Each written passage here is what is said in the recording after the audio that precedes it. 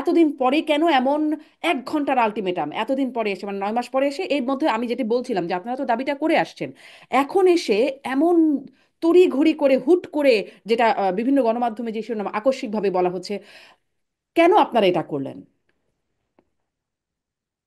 প্রথমত দেখেন, আমরা কিন্তু এই দাবিটি, জনগণ থেকে যে দাবিটি আসছে বারবার যে আওয়ামী লীগকে নিষিদ্ধ করতে হবে, এই দাবি কিন্তু গণ অভ্যুত্থানের 5 তারিখের পর থেকেই কিন্তু এই দাবি চলমান। হুম। এখন এই মুহূর্তে হঠাৎ করে এই দাবিটি অনেক বেশি এক্সিলারেট হয়েছে এই কারণে যে সাবেক রাষ্ট্রপতি, যিনি দেশ থেকে রাতে বের হয়ে হুম। চলে গিয়েছেন, তাকে কিভাবে দেশ থেকে বের হতে দেওয়া হলো, ঠিক যেভাবে আওয়ামী লীগের সব বড় বড় যারা চিহ্নিত অপরাধী খুনি যারা দেশ থেকে বের হয়ে যাচ্ছে, এই একটা একটা খুব তাৎক্ষণিক প্রতিক্রিয়া থেকেই কিন্তু এই আন্দোলন আরেকটা মোমেন্টাম ক্রিয়েট তো হয়েছে। এর জন্য তো সেটি আপনারা সরকারের বিরুদ্ধে আন্দোলন করবেন, যে সরকার কি করলো যে পালিয়ে গেল তারা, বা দেশ ছেড়ে গেল? এই ইস্যুটাকে, এটাতে একটা মোমেন্টাম পাবলিক সেন্টিমেন্ট ক্রিয়েট করেছে। দ্বিতীয়ত হচ্ছে মাসুদ কামাল ভাই যেটা বললেন যে 1972-এর আওয়ামী লীগ এবং 2009 সালের আওয়ামী লীগ কিংবা 18 কিংবা 24-এর আওয়ামী লীগ, এটি আসলে একটা।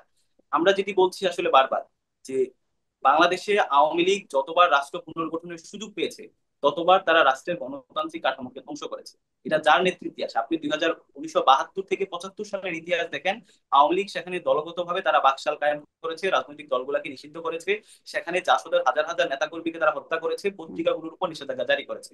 আপনি 2018 থেকে 2018 নেতৃত্ব বলেন, 9 সালের নেতৃত্ব বলেন, 24-এর আওয়ামী লীগ বলেন, তারাও কিন্তু ঠিক সেম বাকশাল টু কায়েম করেছে। আওয়ামী লীগ 1972 থেকে 75-এ তারা যে যে কাজ করেছে তার থেকেও তারা ছাড়িয়ে গিয়েছে এই পরবর্তী নেতৃত্বে, একদম সেম কাজ। তারা রাষ্ট্রের তাও তো প্রতিষ্ঠানকে মানুষ ধ্বংস তাদের করেছে। ভোট দিয়েছে।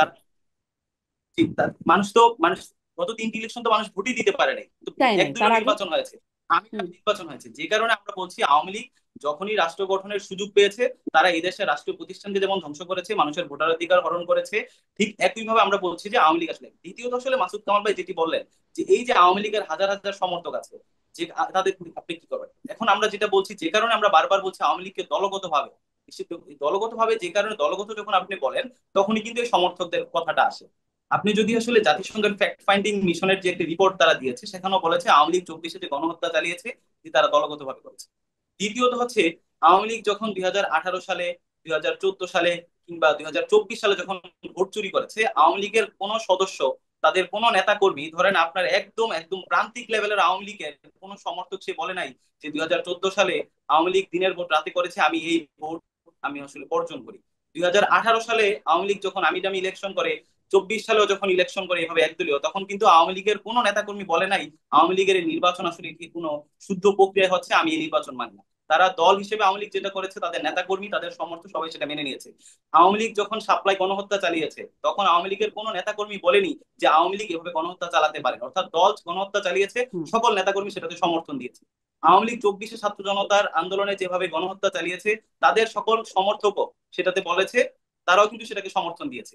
এবং আপনি যদি এখনো দেখেন, দলগতভাবে মাসুদ কামাল ভাই যেটা বলেন যে একটি শুদ্ধ আইনে, একটি আন্তর্জাতিক স্ট্যান্ডার্ড মেনে আওয়ামী লীগের বিচার হওয়া উচিত, এটি কিন্তু আমাদের থেকে এই দাবিটি আছে। আমরা শুরু থেকেই বলে আসছি যে আন্তর্জাতিক যে ট্রাইব্যুনাল আইনে, সেখানে দলগতভাবে বিচার করার প্রভিশন যুক্ত করে, আন্তর্জাতিক স্ট্যান্ডার্ড রক্ষা করে সেখানে বিচার করতে হবে।